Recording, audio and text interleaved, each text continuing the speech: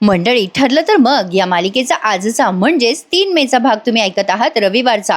काल आपण पाहिलं होतं की सायली जाताना प्रियाला धमकवते, प्रिया जर तुझ्यामुळे प्रतिमा त्याला काही त्रास झाला ना तर याद राख. आता ही सायली, अर्जुन सगळे बाहेर निघून जातात बरं का. आज प्रियाची परीक्षा घेण्यात आली आहे. ती किती मार्काची हे काही माहिती नाहीये, पण परीक्षा घेण्यात आली आहे. प्रिया आता प्रतिमा त्याला म्हणते, बघ आई, बघ हे सगळेजण किती त्रास देतात.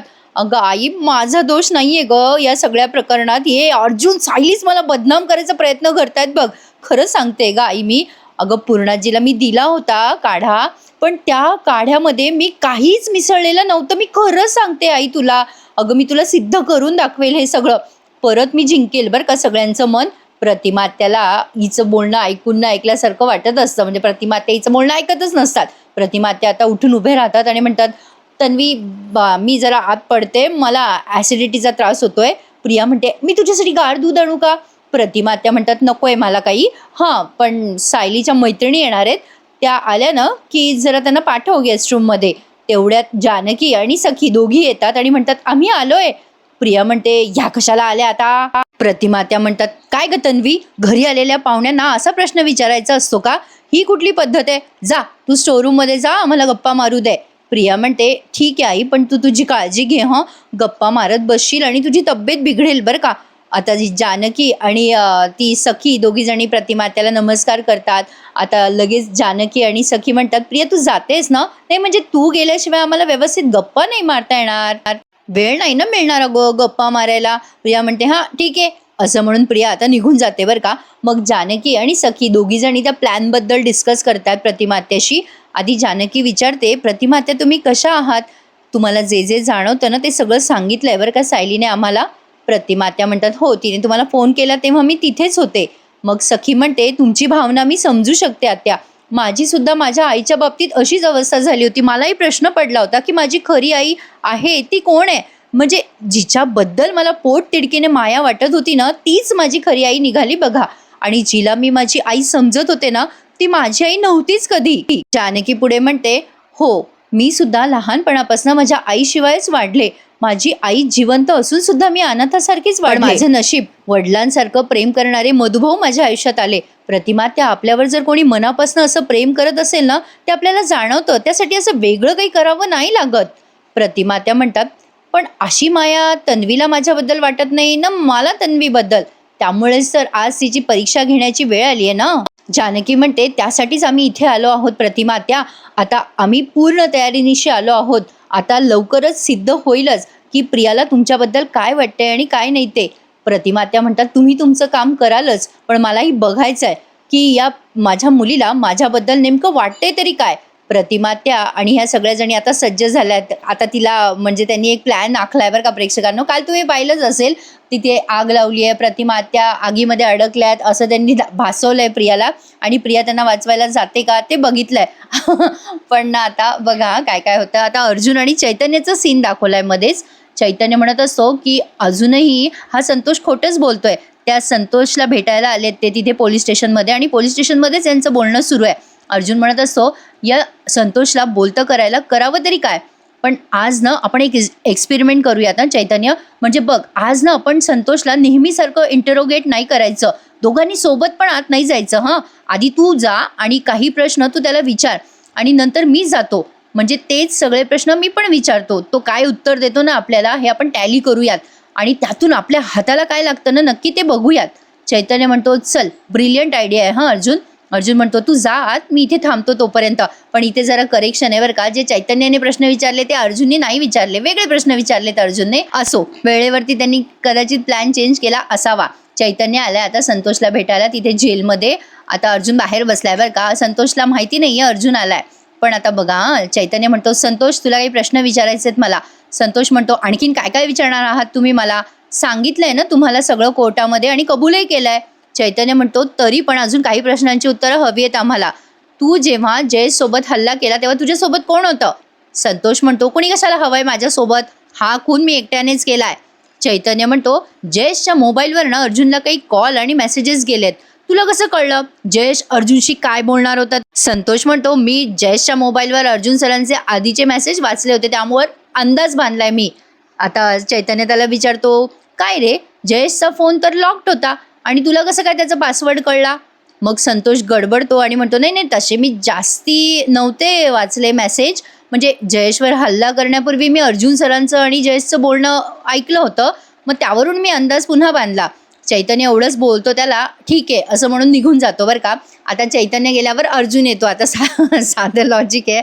आता या सॉरी काय नाव याचं, संतोषला कळणार नाही का की हे दोघं सोबतच आहेत, म्हणजे हा जे गेला चैतन्य आणि लगेच अर्जुन आला ना, म्हणून म्हटलं बरं का प्रेक्षकांनो. असो, काही आपल्याला अशा गमती जमती आठवल्या ना की असं शेअर करावं वाटतात म्हणून. तर आता चैतन्य गेलाय तिथे, लगेच अर्जुन येतो चैतन्याच्या मागे बरं का, संतोषला इंटरोगेट करायला. अर्जुन आता संतोषकडे येतो आणि म्हणतो, तयार आहेस का रे संतोष बोलायला? म्हणजे चैतन्य गेलाय आणि अर्जुन आलाय. संतोष म्हणतो, तुम्ही सगळेजण मला परत परत तेच का विचारताय सारखं सारखं? मी कोर्टात सगळं कबूल केलंय ना. अर्जुन म्हणतो, मला तुला आता एकच प्रश्न विचारायचा आहे संतोष, शांता मावशीचा खून तू का केलास? त्यात तुझा काय फायदा होता? संतोष म्हणतो, शांताने माझ्याकडनं पैसे घेतले होते, ती पैसे परत करत नव्हती म्हणून मी खून केला तिचा. अर्जुन म्हणतो, पण या 1.5 महिन्यामध्ये तू तर शांताच्या कॉन्टॅक्टमध्ये आलाच नाहीस. मला कळलं असतं ना तू कॉन्टॅक्टमध्ये आला असता तर, पण तू तर कॉन्टॅक्टमध्ये नव्हतास शांताच्या. मग संतोष म्हणतो, मी नव्हतो कॉन्टॅक्टमध्ये, पण शांता मावशीला माझ्या चोऱ्या माऱ्याबद्दल कळलं होतं. तिने पोलिसांना बोलवायला नको होतं म्हणून मी तिला मारलं. अर्जुन म्हणतो, पण काय रे संतोष, एवढा परफेक्ट मर्डर कसं काय तू प्लॅन केला? फिंगरप्रिंट नाहीसे केले, पुरावे नाहीसे केलेस, एवढं परफेक्ट कसं? संतोष अर्जुनला उत्तर देतो, मला जमतं हे सगळं. जेव्हा जिथे मी चोऱ्या करतो तिथे मी माझे फिंगरप्रिंट्स पुसून टाकतो. अर्जुन म्हणतो, तू खोटं बोलतोयस. तू जिथे चोऱ्या केल्यास ना तिथे तू फिंगरप्रिंट्स ठेवलेत स्वतःचे. अरे तू चोऱ्या करतोस म्हणून पकडला गेला होतास, पण तू शांता मावशीच्या खुनाच्या वेळेस सगळे पुरावे नाहीसे केलेसच कसे? संतोष म्हणतो, मला नाही द्यायचंय तुमच्या प्रश्नांचं उत्तर. सांगितलं ना एकदा, मी शांताचा खून केलाय, मला आता काही बोलायचं नाहीये. मग आता अर्जुन म्हणतो, बोलशील रे, बोलशील, खरं बोलशील तू.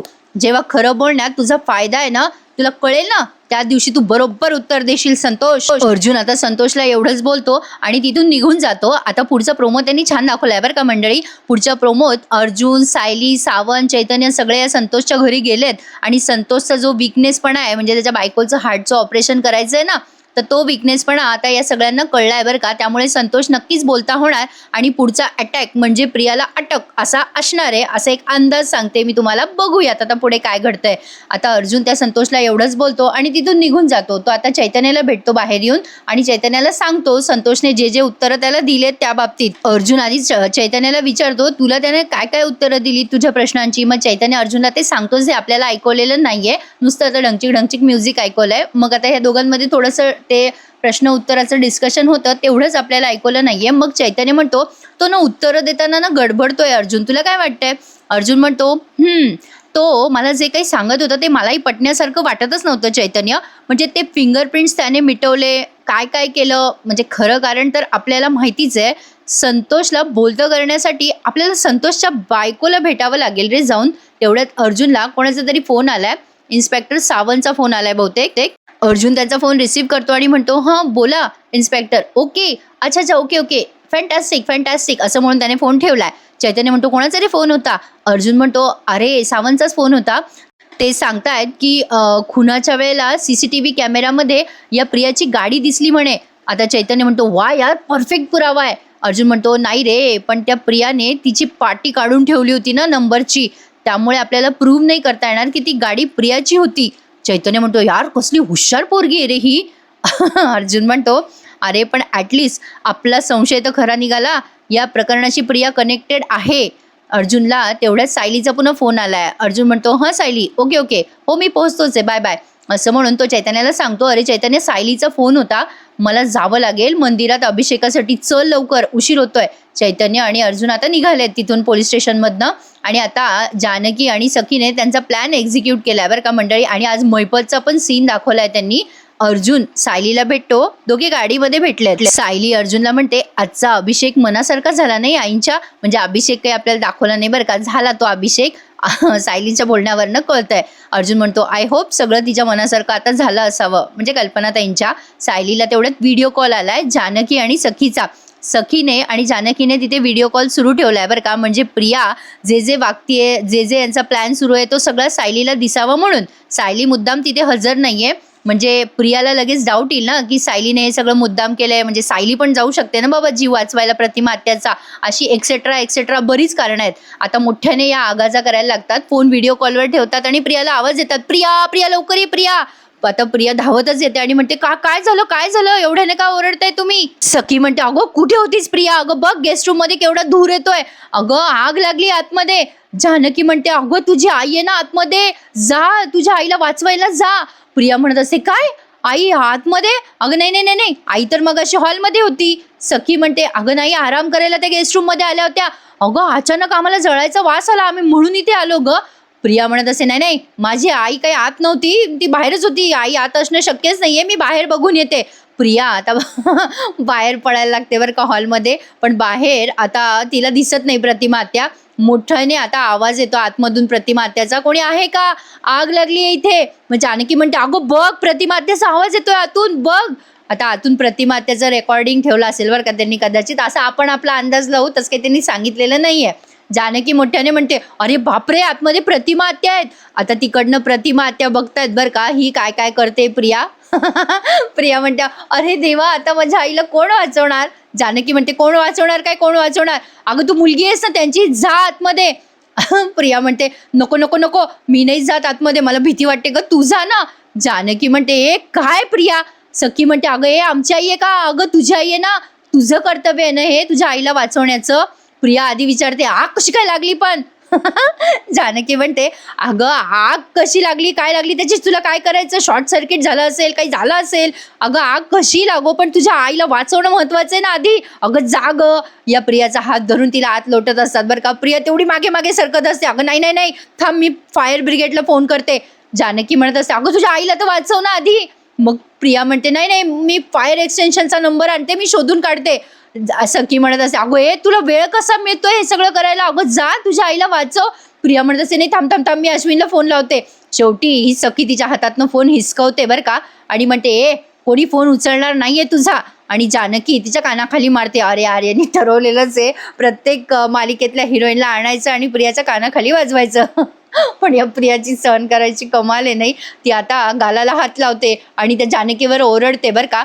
जानकी आधी तिच्यावर ओरडते ही काळजी आहे तुला तुझ्या आईची, अगं तुझी आई आतमध्ये अडकली आहे ना, अगं तिचा जीव वाचवायचा सोडून तू ह्याला त्याला फोन करतेस प्रिया, लाज वाटत नाही का तुला प्रिया. सखी म्हणते अगं तुझ्या जागेवर दुसरी कुठली मुलगी असती ना तर आईचा जीव वाचवायला आधी आगीत उडी टाकली असते तिने, आणि तू स्वार्थी कुठली, अगं तुझ्या आईचा जीव अशानं वाचणार नाही पण तुझ्या या वागण्यामुळे तू तुझ्या आईचा जीव घेशील. असं म्हणून ती सखी पण कानाखाली मारते तिच्या. आता ही किसते ना, ती म्हणते अरे यार याला काय अर्थ आहे, आई आगीत अडकली तर माझा दोष आहे का. प्रिया त्यांनाच उलटून बोलत असते, म्हणजे उद्धट सारखी बोलत असते. जानकी म्हणते अगं तुझी आई आगीत अडकली असून सुद्धा तू तुझ्या आईला वाचवत नाहीये, हा तुझा दोष आहे. सखी म्हणते प्रियाला तुला तुझी आई अजिबात महत्वाची वाटत नाहीये का ग. प्रिया म्हणते आहे माझी आई महत्वाची आहे पण माझा जीव नाही का महत्वाचा, माझा जीव पण माझा महत्वाचा आहे ना. जानकी म्हणते अच्छा म्हणजे तुझी आई आगीत होरपळली तरी चालेल पण तू तुझ्या आईचा जीव वाचवायचा प्रयत्न पण करणार नाही का ग. प्रतिमा त्या आता हे सगळं बघतात आणि त्यांना अजून वाईट वाटतं, रडायला येतं त्यांना बिचाऱ्यांना. प्रिया तिथे उभी राहून म्हणत असते मी फायर ब्रिगेडवाल्याला फोन करते. आता जानकी आणि सखी आश्चर्यानेच बघत असतात बरं का तिच्याकडे. बरे ही बाहेरूनच ओरडते प्रेक्षकांना फोन करता करता अगं आई घाबरू नको बरं का मी बाहेर आहे. म्हणजे हिचा काय उपयोग आहे. मला तिच्या या डायलॉगवर फार हसू आलं. आता ती फोन करण्यात एवढी बिझी आहे की कमीत कमी 2-4 सीन झाले तरी पण हिचा फोन काही अजून झाला नाहीये बरं का. मला हसूच आलं. असो पण आता प्रतिमा आत्या झाल्या ना बिचाऱ्या भाऊक, आधीच त्या म्हणजे सगळं नॉर्मल चालू होतं, उगाच टेन्शन दिलं त्यांच्या डोक्याला. प्रतिमा आत्या म्हणतात बघ ना तन्वी वाचवते ग मला सुमन, कशी वेगवेगळी कारणं देऊन दूर राहते बघ ना. सुमन म्हणते अहो वहिनी तिचा आपल्याला माहिती आहे हो स्वभाव कसा आहे, तरी हिचं हे वागणं अवघड आहे. प्रतिमा त्या म्हणतात बघ ना कल्पनाला चटका बसला तर सायलीला स्वतःचा हात भाजल्यासारखी वेदना झाली ग. या दोघी सांगतायत तन्वीला की तुझी आई आगीत अडकली आहे पण ही मात्र जागची हालायला तयार नाहीये. सुमन म्हणते पण वहिनी तुम्हाला तुमच्या प्रश्नांची उत्तरं हवी होती ना म्हणून तुम्ही हे सगळं केलं ना, आता तुम्हाला उत्तरं मिळाली आहेत ना, तन्वीला तुमच्याबद्दल काही वाटत नाही बघा. प्रिया अजूनही फोनच करते बरं का, तिचा फोन अजूनही लागत नाही. सुमन म्हणत असते, नाही हो तन्वीचं खरंच प्रेमच नाहीये तुमच्यावर वहिनी. बरं झालं सायलीने मला तुम्हाला सावरायला पाठवलं, नाही तर तुम्ही हे सगळं कसं सहन केलं असतं वहिनी. प्रतिमा त्या रडतायत. आता तिकडे सायलीने सगळा आखो देखा हाल बघितलेला आहे. म्हणजे हे सगळं तमाशा चालू होता तेव्हा सायलीवर म्हणजे सायलीला व्हिडिओ कॉल केला होता ना त्या सखीने, त्यामुळे सायलीने सगळं बघितलंय प्रियाचं काय बोलणं झालं, प्रिया काय काय वागली काय काय नाही. अर्जुनही बघतोय गाडीमध्ये बसून हे सगळं. अर्जुन म्हणतो, बघ सायली कशी पोरगी आहे ही, हिला माहिती आहे की आपली आई आगीत अडकली आहे तरी ती वाचवायला पण जात नाहीये, बघ ना प्रतिमात्याला. सायली म्हणते, आता आपलं काम झालंय हो, प्रतिमात्याला त्रास होईल खरा पण प्रतिमात्याला कळेल की प्रिया प्रेम करायच्या लायकीची मुलगी नाहीच आहे आणि त्यांना त्यांच्या सगळ्या प्रश्नांची उत्तरं मिळतील. आता प्रश्न आहे की ही परीक्षा का घेतली त्यांनी, तर प्रतिमात्याला त्रास होऊ नये. जेव्हा प्रतिमात्याला कळेल ना की प्रिया ही त्यांची पोटची पोरगी नाहीये, तेव्हा लक्षात येईल ना त्यांना की आपली पोरगी नाहीच आहे बा ही पोटची, मग वाईट नाही वाटणार त्यांना. थोडक्यात सांगायचं तर इकडे साक्षी आली आहे वेषांतर करून अण्णांना भेटायला, महिपतला भेटायला जेलमध्ये आली आहे ती. पुढच्या सीनमध्ये आपण बघतोय सोबत सचिन पण आहे बरं का प्रेक्षकांना. महिपत एकदम भाऊक होऊन म्हणत असतो, कशी आहेस पोरी. साक्षी म्हणते, बरी आहे अण्णा. सचिन आहे सोबत, पण अण्णा तुम्ही घरी असायला हवेत ना. महिपत तिच्या डोक्यावरून हात फिरवतो आणि म्हणतो, रडू नको पोरी रडू नको. अगं आपल्याला लवकरच चांगलं होईल ग सगळं आपलं, आपण लवकरच भेटू घरी. साक्षी तुला मी खून चोऱ्या माऱ्या केलेल्या नाही आवडत ना, मी आता कायमसाठी हे सगळं बंद करणार आहे. महिपतचं हे बोलणं ऐकल्या ऐकल्या सचिनला टेन्शन आलं ना, एक तर त्यांना आधीच महिपतची टीम नवीन नवीन जॉईन केलेली आहे आणि आता कुठून पैसे मिळणार त्याला, म्हणजे एवढं रिस्क घेतलं त्याने. आता तो लगेच नागराजकडे बघायला लागतो बरं का महिपतने असं बोलल्या बोलल्या. महिपत म्हणतो, आता खून दरोडे मारामाऱ्या नाही करायच्या साक्षी. साक्षी म्हणते, खरंच अण्णा तुम्ही असं करणार आहात. महिपत म्हणतो, हो पोरी, आता 5 रुपयाची पण चोरी नाही करायची. आपण चांगलं राहिलो ना की जग पण आपल्यासाठी चांगलं वागतं ग आपल्यासोबत.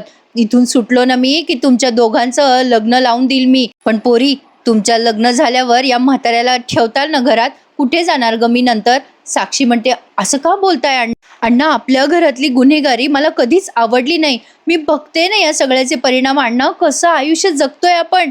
अण्णा तुम्ही लवकर घरी या, आपण शांततेत आयुष्य जगू अगदी सभ्य माणसासारखं. साक्षी पण बदलली आहे बरं का प्रेक्षकांनो, आणि महिपत बदललाय की नाही या बाबतीत जरा मला डाऊट आहे, कारण त्याचा हा प्लॅन असू शकतो असा माझा अंदाज आहे बरं का. कारण ते चांगलं वागलं की जेलमधून लवकर सोडतात म्हणे ना, ते त्याने ऐकलं ना म्हणून. आता हा नागराज आहे ना सचिनला असा खुणवतो बरं का, जरा बाजूला ये, आणि बाजूला जाऊन हे दोघं कुसबुस करतात एकमेकांसोबत. नागराज म्हणतो, बघ ना सचिन, सारखं हेच चाललंय महिपतचं, गुन्हेगारी सोडायची काय चाललंय याचं ते कळत नाहीये. सचिन म्हणतो, मला नाही वाटत फार काळ टिकेल हे. नागराज म्हणतो, हो ना, तुलाही असंच वाटतंय ना, पण महिपतला सांभाळायचं असेल तर मला या जेलच्या बाहेर यावं लागेल सचिन. तू त्याच्यासाठी प्रयत्न करतोय ते माझ्यासाठी पण कर. सचिन म्हणतो, नागराज अंकल तुमची केस कॉम्प्लिकेटेड आहे, तुमचं सुटणं इथनं जरा कॉम्प्लिकेटेडच आहे, कठीणच आहे. नागराज म्हणतो, अरे काय सुटणं कॉम्प्लिकेटेड आहे, मी काय 10-15 खून केलेत का. सचिन म्हणतो, मी बोललोय वकिलाशी, वकील म्हणतात की सरळ मार्गाने सुटणं तुमचं शक्य नाहीये, मला वाटतं तुम्ही इथून पळून जाण्याचा विचार केला पाहिजे. नागराज म्हणतो, हेच महिपत म्हणत होता मला, आता बघ ना त्याचा सूरच बदललाय. आता हा सचिन म्हणतो, तुम्ही थोडासा धीर धरा, मी अण्णांना बाहेर काढतो, त्यांची सगळी सोय करतो आणि त्यांच्या डोक्यात जे भूत शिरलंय ना तेही बाहेर काढतो, तुम्ही पण येतालच मग बाहेर. आता मालिकेचा आजचा शेवटचा सीन तुम्ही बघत आहात मंडळी, कारण आज रविवार असल्यामुळे मालिकेचा एपिसोड लहान आहे. आता शेवटच्या सीनमध्ये आपण बघतोय की काल जे पाहिलं ना प्रोमो तेच दाखवलं त्यांनी. प्रियाला आता जानकी आणि सखी एका रिंगणामध्ये लोटतात बरं का. आता खालून चांगलं ते असं गोल गोल दिसत होतं बरं का, पण कमाल आहे प्रियाला दिसलं नाही. म्हणजे प्रिया एवढी शार्प आहे पण यावेळेला कशी काय लूज पडली आहे कोणास ठाऊक. खरंच तुम्हालाही असं वाटतंय का हो मंडळी मालिका संपेल, पण अजून सायली खरी तन्वी आहे हे सत्य समोर येणं बाकी आहे बरं का. जर मधुभाऊ जागे झाले ना तर समजून घ्या मालिका संपणार आहे, म्हणजे एक माझा अंदाज सांगते बरं का मी. असं त्यांनी जाहीर नाही केलंय काही, पण नवीन मालिकेचे प्रोमो येत आहेत वगैरे, तर एक अंदाज आपला. तसं तर मालिका संपावी असं मलाही नाही वाटत प्रेक्षकांनो, पण बघूयात. खूपही ताणलं तर बोर होईल ना आपल्याला पण, म्हणून कदाचित. तर असो बघूयात. आता त्यांनी अधिकृतपणे जेव्हा जाहीर केलं तेव्हा कळेलच आपल्याला. जानकी आणि सखीने प्रियाला लोटलं बरं का.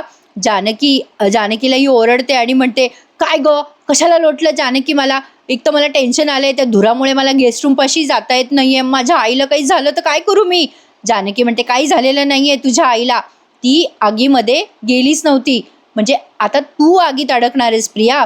आता प्रिया म्हणते म्हणजे जानकीने आता तिच्या भोवती असलेल्या रिंगणाला आग लावली आहे बरं का. प्रिया आता घाबरते, ओरडते.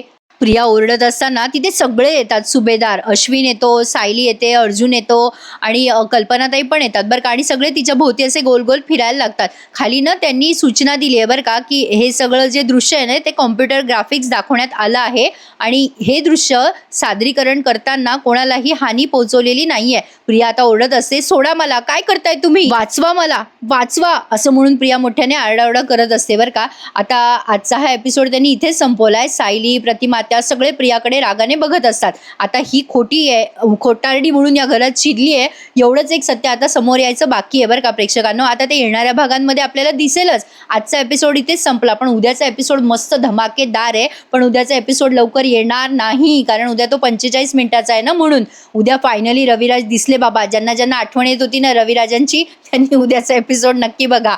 रविराज म्हणतात, काय रे प्रताप, तू ह्या पोरीला का घरात ठेवलंय. मग सायली म्हणते, रविराज काका तुम्हाला अजूनही बऱ्याचशा गोष्टी माहिती नाहीयेत. प्रियाला कळतं रविराज काका आलेत. रविराजच्या लगेच ही पाया पडायला लागते बरं का. प्रिया म्हणत असते, बाबा मला माफ करा. रविराज म्हणतात, मी इथे सांगायला आलो होतो की प्रताप, कल्पना, या पोरीला घराच्या बाहेर काढा. प्रियाला कळलंय आता तिचा कुठेच थारा नाहीये. इकडे सायली, अर्जुन सगळेच या संतोषच्या बायकोकडे आलेत. आता ती बाई सांगते, संतोषची बायको, की माझं ऑपरेशन करायचंय माझ्या हृदयाचं. मग अर्जुनला कळतं की संतोषने तुमच्यासाठी सगळं खोटं आळ स्वतःवर घेतलाय, म्हणजे तो तुमच्यासाठी खरंही बोलू शकतो. त्यामुळे आता प्रिया शांताच्या खुनात अडकणार, असा पुढचा सगळा आठवड्याचा सीन. मंडळी, आज बाईचा आशीर्वाद ही मालिका नसते बरं का बहुतेक. आज लग्नानंतरचा रिव्ह्यू थोड्या वेळात देतेच मी तुम्हाला. आजचा हा ठरलं तर मग या मालिकेचा एपिसोड तुम्हाला कसा वाटला. छान दाखवला तसा त्यांनी, अगदी मनोरंजनात्मक असा एपिसोड होता. पण आता प्रियाला या परीक्षेत काहीही मार्क पडलेले नाहीयेत. 12वीच्या रिझल्टमध्ये कोणाकोणाला किती किती पर्सेंटेज आलेत.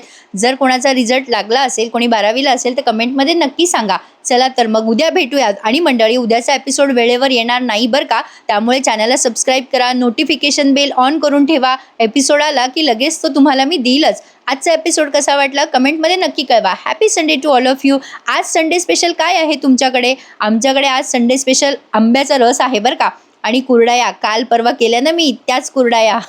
या सगळेजण जेवायला. चला तर मग मंडळी, उद्या भेटूयात पुन्हा एकदा. ठरलं तर मग या मालिकेच्या इंटरेस्टिंग रिव्ह्यूमध्ये. तोपर्यंत काळजी घ्या स्वतःची. धन्यवाद.